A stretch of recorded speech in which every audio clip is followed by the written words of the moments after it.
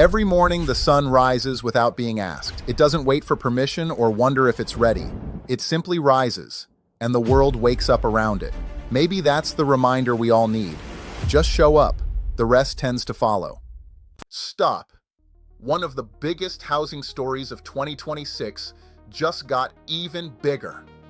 Congress has officially passed a bipartisan housing bill that could reshape who gets to buy homes in America.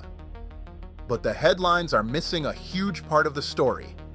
Most people think this bill forces Wall Street to dump thousands of homes back onto the market. It doesn't.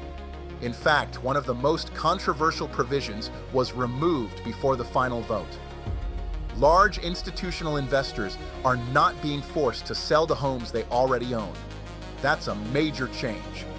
Instead, the bill focuses on restricting future purchases by the largest institutional buyers, while simultaneously trying to increase housing supply through faster permitting, new construction incentives, and housing reforms.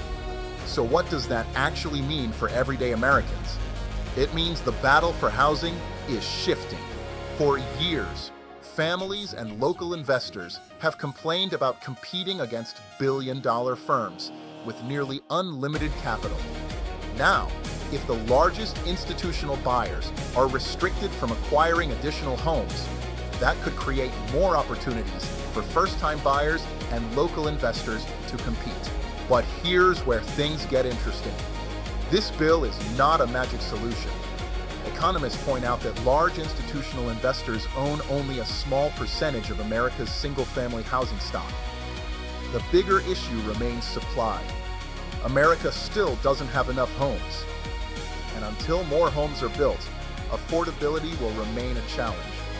That's why some analysts believe the supply-side reforms buried inside this bill may ultimately matter more than the Wall Street restrictions grabbing all the headlines.